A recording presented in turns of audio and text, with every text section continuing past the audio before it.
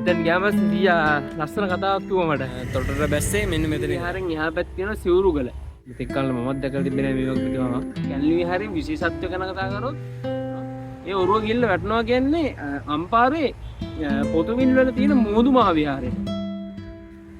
කලාගාරයක් කිව්වොත් මම නිවන් කියන්න. අපි යන් කැලණිය.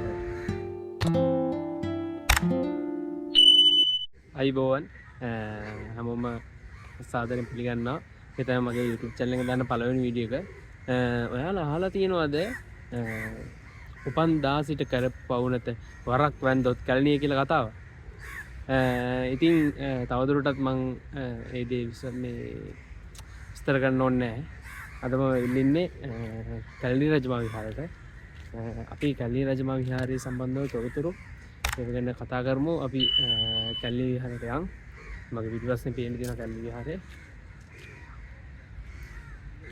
අපි කැලණි විහාරයට ගිහිල්ලම ඔයාලට වීඩියෝ එකක් ගෙන්න.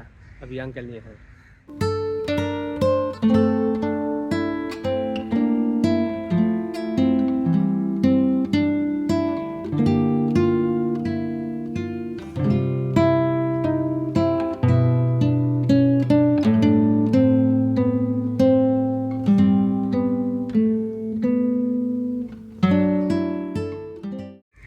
මම දැන් ඉන්නේ කැලණි රජමහා විහාරය ඇතුලේ. මෙතනින් මගේ පිටිපස්සෙන් බලාගෙන පුළුවන් ඔයාලට කැලණි චෛත්‍යය පේනවා. එසේ මේ පිටිපස්සෙන් පේනවා පිළිම වහන්සේ පිළිමගේ තියෙනවා. ඊට මෙහා පැත්තෙන් කැලණි රජමහා විහාරයේ බෝධීන් වහන්සේ පිටා තියෙනවා. අපි මේ එක එක තැන් වලට ගිහින් බලමු. එතන මොනවද විස්තර, ඒ වගේම එතන ලස්සන වීඩියෝ එකක් ඔයාලට මම අරන් එන්නම්.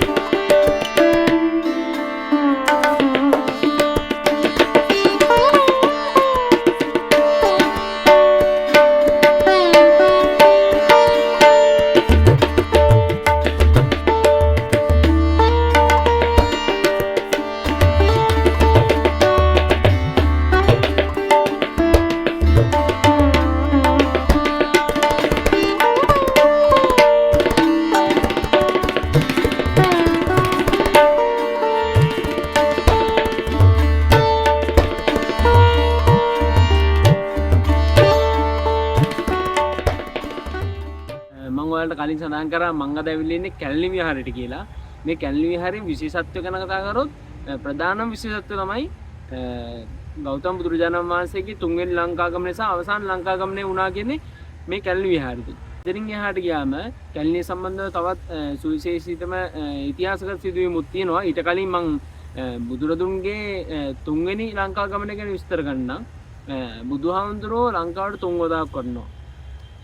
පළවෙනි වතාවට මහියංගනයට, දෙවෙනි වතාවට නාගදීපයට, තුන්වෙනි වතාවට කැලණියට. ඉතින් මේ කැලණියට වැඩම කරන්න කලින් මං කිව්වා නාගදීපයට වැඩම කරා කියලා. මේ නාගදීපයට වැඩම කරපු වෙලාවේ මණියක්කේ රජතුමා ආරාධනා කරනවා අතවාරයක් ලංකාවට වඩින්න කියලා බුදුහාමුදුරන්ට. ඉතින් ඒ හින්දා බුදුහාමුදුරුවෝ වෙසක් පුන් පොහොව දවසක අතවාරයක්, ඒ කියන්නේ තුන්වෙනි වරටත් ඒ වගේම අවසන් වරටත් ලංකාවට වැඩම කරනවා.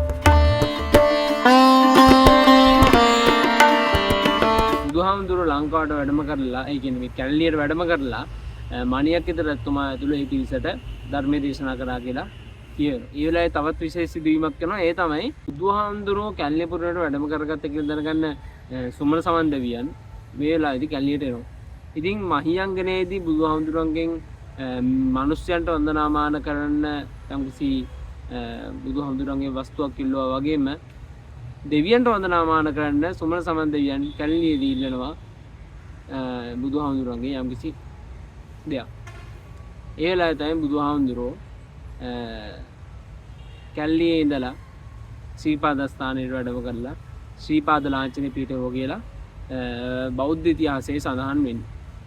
එතනින් එහාට ගියාම කැලණිය ගැන කතා කරොත් ඉතිහාසගත සිදුවීමුත් ගොඩක් තියෙනවා. ඒකෙන් එකක් ගැන කතා කරොත් කැලණිතිස්ස රජතුමාගේ කාලේ වෙච්ච සිදුවීමක් ගැන කතා කරන්න පුළුවන්. කැලණි තිස්ස රජතුමා කියන්නේ මේ කැලණිය මූලික කරගත්ත රජෙක්, පාලනය කරපු රජෙක්.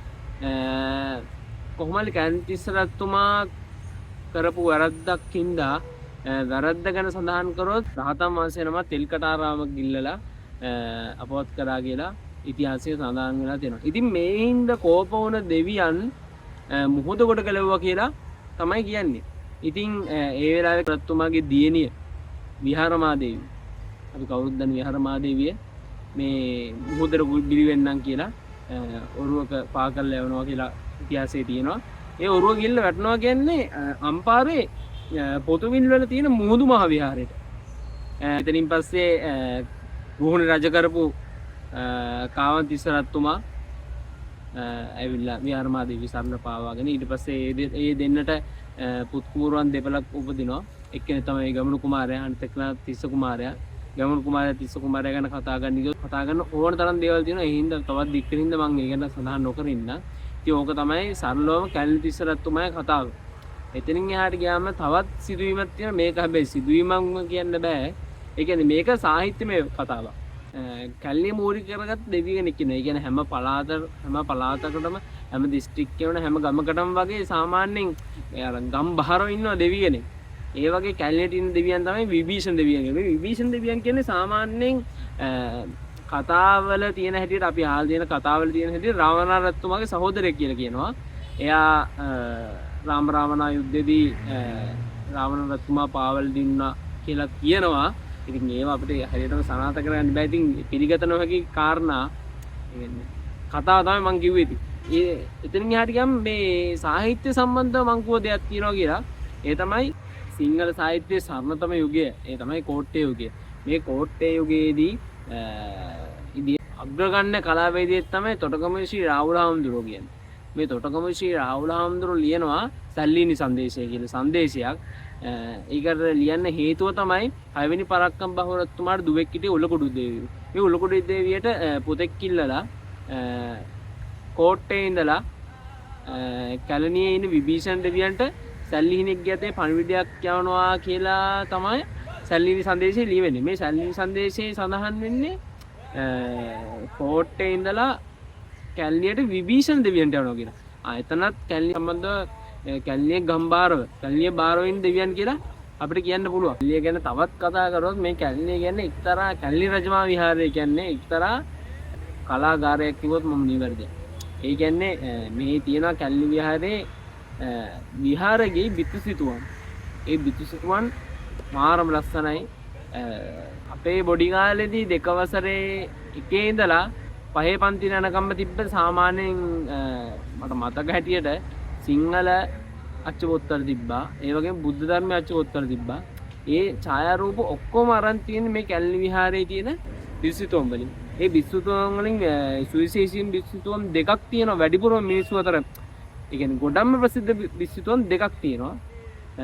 එකක් තමයි සංඝමිත්තා දෙන්නේ ශ්‍රීමා බෝධිය රැගෙන ලංකාවට වැඩම කරන එක. අනිත් එක තමයි නියමාලා කුමරිය සහ දන්ත කුමරු දල්දා වහන්සේ රැගෙන ලංකාවට වැඩම කරන චිත්‍රය. එතනින් එහාට ගියාම තවත් චිත්‍ර තියෙනවා. ඉතින් ওই චිත්‍ර සම්බන්ධව කතා කරාම තවත් කාරණාවක් තියෙනවා. ඒ තමයි මේ පිළිමගේ ඇතුලේ විහාර මන්දිර දෙකක් විදිහට තමයි තියෙන්නේ. ඒකේ නම් විහාර මන්දිරය සහ පැන් විහාර මන්දිරය කියලා. මේ නම් විහාර මන්දිරේ චිත්‍ර අඳලා තියෙන සෝලිස් මන්දිස් කියන චිත්‍ර ශිල්පියා. මේ චිත්‍ර ශිල්පියා අදපු චිත්‍ර දැන් මේ සෑහෙන දවස් සෑහෙන කල්නේ. දැන් මේ අද මම මේ යනකොට අලුත් වැඩියාවක් කරනවා චිත්‍රවල. ඇත්තටම ඒවා ඉතින් අනාගත පරපුරටත් ඉතුරු කරන්න බෑ. ඉතින් ඒත් එක්කම මං කැලණි විහාරයේ වැඳලා එහෙම ඔයාලට මේ වීඩියෝ එක දැම්මේ. දැන් අපි යන් කැලණි විහාරෙන් එහා පැත්තේ තියෙන සිවුරුගල. ඉතින් සිවුරුගලට යන්න. සිවුරුගල යන කලින් මතක් කරනවා මේ තමයි මගේ YouTube channel එකේ දාන පළවෙනි වීඩියෝ එක. ඉතින් ඔයාලට මගේ වීඩියෝ එක මෙතෙක් වෙලා බලලා මොකක් හරි යම්කිසි දැනුමක් හරි මොකක් හරි දෙයක් ඕගොල්ලෝ අලුතෙන් දැනගත්තා නම් like එකක් දාලා comment එකක් දාලා share එකක් දාන්න අමතක නොකර subscribe පාරක් දාන්න.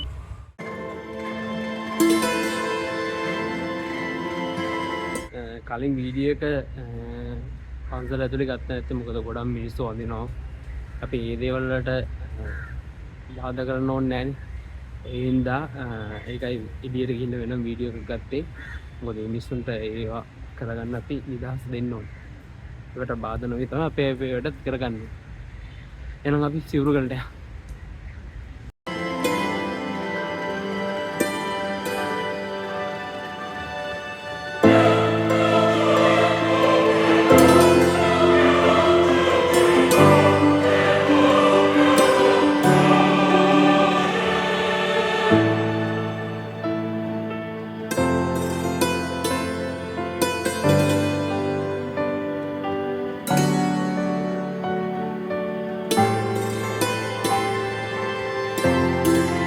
කැලණි පන්සලත් හදලා ඉල්ලා මම දැන් මේ කැලණිය පන්සල ඇතුළේ වෙන තැන ඉන්නේ. මෙතන ඉඳලා තමයි සිවුරුගලට යන්නේ.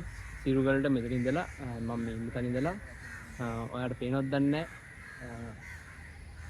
මෙතන මේ ගහලා තියෙනවා සිවුරුගල කියලා. එතන තමයි අපි යන්න ඕනේ. අපි එන එතනට ගියා.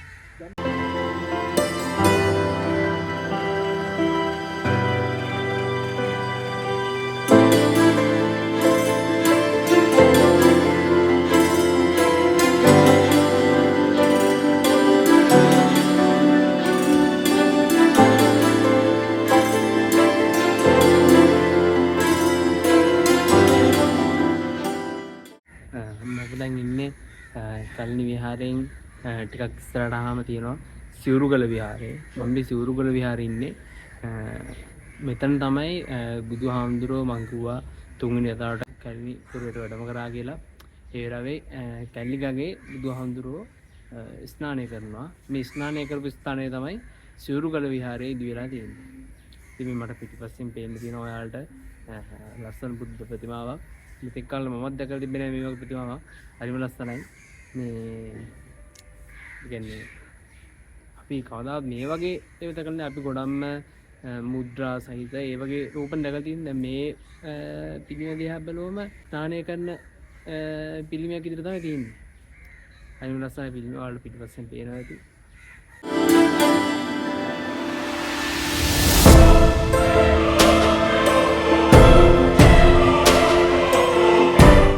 සිවුරුගල විහාරයෙන් ඉස්සරහට පොඩ්ඩක් ආවම අපිට කැලණි ගඟට බහින්න පුළුවන් තොටක් හම්බ වෙනවා. තොටු පොලක් වගේ.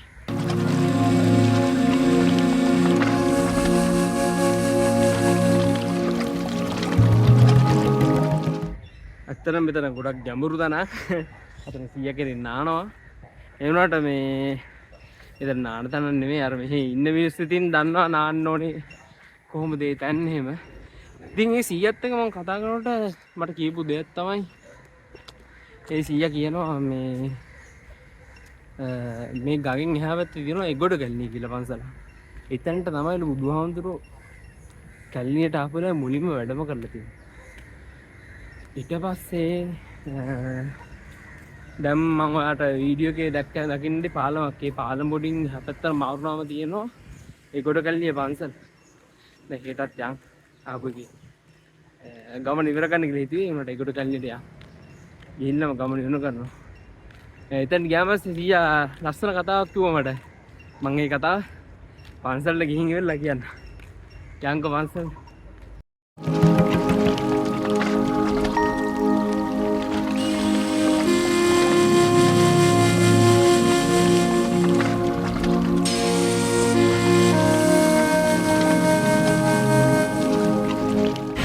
මං ඉස්සෙල්ලා ඔයාලට වීඩියෝ එක දැම්මේ මෙන්න මෙතන ඉඳලා. කැලණි ගඟ පෙන්නන්න තොටට බැස්සේ මෙන්න මෙතන ඉඳලා. ඉතින් තමයි මම ඔයාලට වීඩියෝ එක දැම්මේ. දැන් මම මේ පාලමෙදි ගියා ඇවිල්ලා එගොඩ කැලණි පන්සලට යන්න හදන්නේ.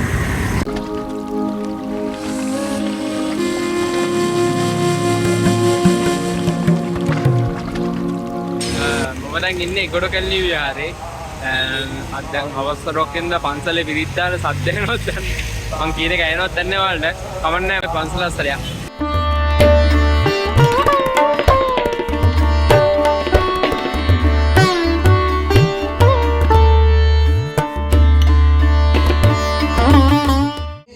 අතන කොතපලේ නානක මං හිටියේ 100 මට කිව්වා බුදුහාමුදුරුවෝ කැලණියට වැඩම කරනකොට මේ මම දැන් ඇවිල්ලා ඉන්න ඒගොඩ කැලණිය නැත්තම් කිසිරිමවන් විහාරයට තමයි ඇවිල්ලා තියෙන්නේ.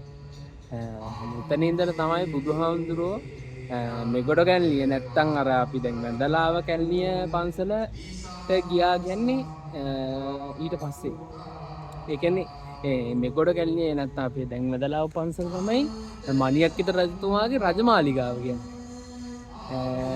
ඒකින් තමයි මටත් එක් කතාව මතක් වුණේ මේ මණික් කොටුව නිදන් කරලා තමයි කියනවනේ මේ කැලණි විහාරය හැදුවා කියන්නේ. ඉතින් ඒ කියන්නේ රජතුමාගේ මාලිගාව තමයි එතන. මෙතෙන්ට තමයි කොහොමද බුදුහාමුදුරු තුන්වෙනි වලට ලංකාවට වැඩම කරනකොට මුලින්ම වැඩම කරලා තින්නේ මේ මන් දැන් ඉන්න කිස්සිරිමෙවන් රජමහා විහාරය.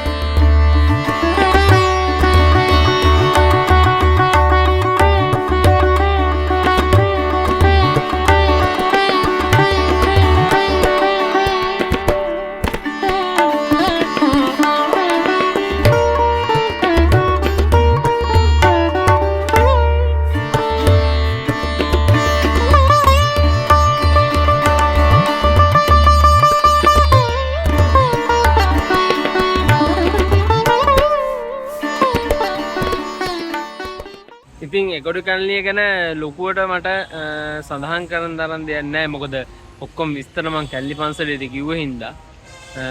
දැන් ඉතින් අපේ ගමන අවසන් කරන්න යන්නේ. ඊට කලින් ඉල්ලීමක් තියෙනවා ඔයාලගෙන් ඉල්ලන්න. මේක බුදුන් වඩපු පිම්බීමක්. ඒ හින්දා බුදුන්ට වදින අත් දෙකෙන් එකතු කරලා වැඳලා කියන්නේ කැලි කසල දාන්න එපා. තමන් කුණු ගොඩක් ගෙනාව නම් තමන් මොන හරි දෙයක් ගෙනාව නම් තමන් අරන් යන්න.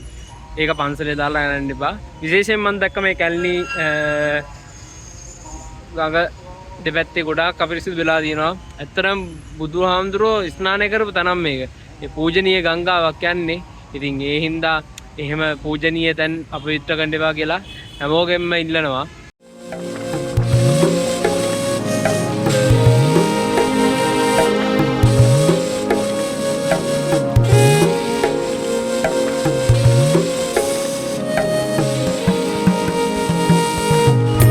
හලෝ මම යනවා නම් බයි. මේ වීඩියෝ එක අපි අවසන් කරනවා. ඉතින් ඔයාලා වීඩියෝ එක බලලා මොකක් හරි දෙයක් අලුතෙන් දෙයක් ගත්තා නම් ඔයාලගේ දැනුමට හරි ඔයාලා දැනගන්න හරි නැත්නම් නිකන් හරි මේ වීඩියෝ එක බලපුවම ඉන්නවා නම් ඒ බලලා Tamanට තෘප්තියක් මොකක් හරි දෙයක් අඩුවානේ ලැබුණා කියලා ඔයාලට හිතනවා නම් දැම්ම වීඩියෝ ලයික් කරන්න, කමෙන්ට් කරන්න, ෂෙයා කරන්න, අමතක නොකර subscribe කරන්න. එහෙනම් අපි තව වීඩියෝ එකක හම්බෙමු. එහෙනම් හැමෝටම බුස්සන්නයි. ජය වේවා.